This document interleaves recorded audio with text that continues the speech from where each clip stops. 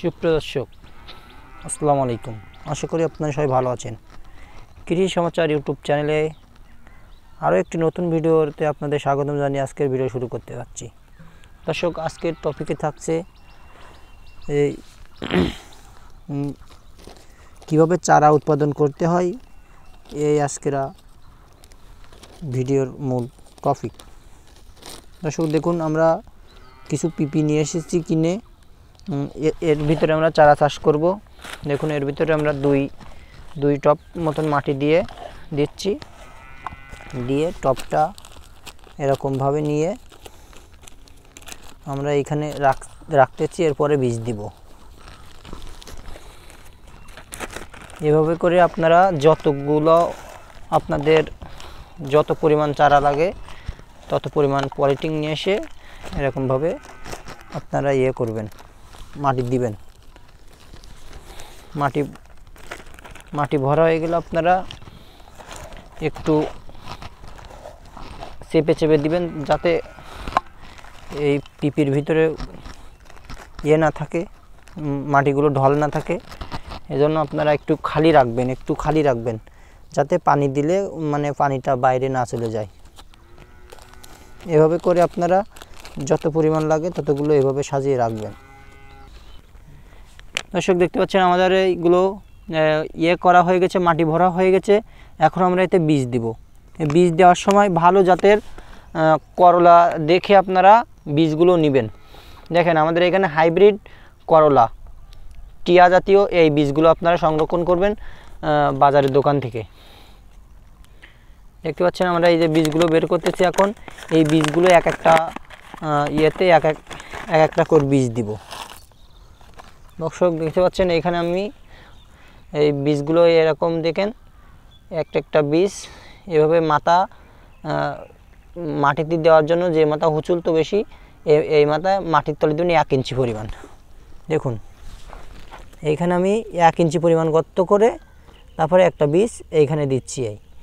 দেওয়ার পরে আপনারা এইভাবে একটু করে করে দিবেন, একটু করে মাটি দিয়ে দিবেন।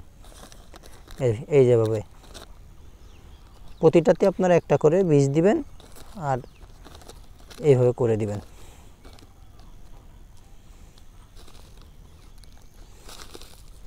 আপনারা চাইলে এই মাদায় আপনারা অনেক কিছু দিতে পারেন। প্রতিটা টপে এভাবে করে দিয়ে দিবেন। দিয়ে আপনারা আপনাদের যত পরিমাণ লাগে তত পরিমাণ করবেন।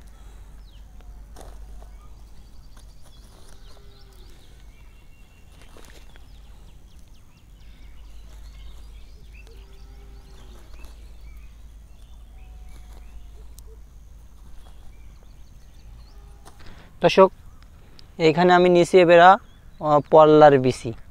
এই পল্লার বিচি আমি এইখানে আরও কিছুতে পল্লার বীজ দিব। দেখেন, পল্লার বীজ দিতে হবে 2টা করে, এক পলিথিনের ভিতরে 2টা করে দিতে হবে। দেখুন, আমরা এখন এই যে পল্লার বিচির রোয়া যে মুখের মতন একটু হুচুল তোফানা আছে, দেখেন এই মাথাটা আমরা নিচের মুখ দেবো। এই মাথাটা এখন এটা 1 ইঞ্চি পরিমাণ, এটাও 1 ইঞ্চি পরিমাণ মাটির তলে দিতে হবে। আমরা এখানে 2টা করে দিয়ে দিচ্ছি।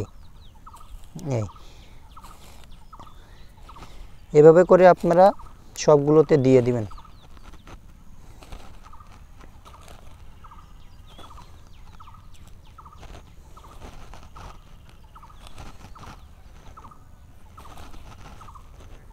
একটু ভালো জাতের আইরেট পল্লা সেটা আপনারা দোকান থেকে বীজ সংরক্ষণ করবেন।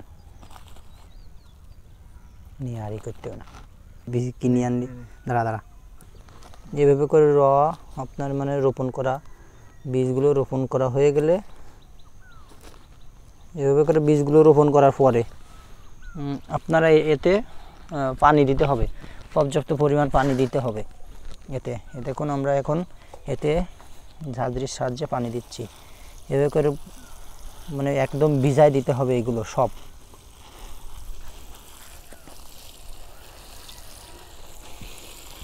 কোলে কাছে দেখুন, আমরা এই যেভাবে ভিজায় দিচ্ছি সবগুলো।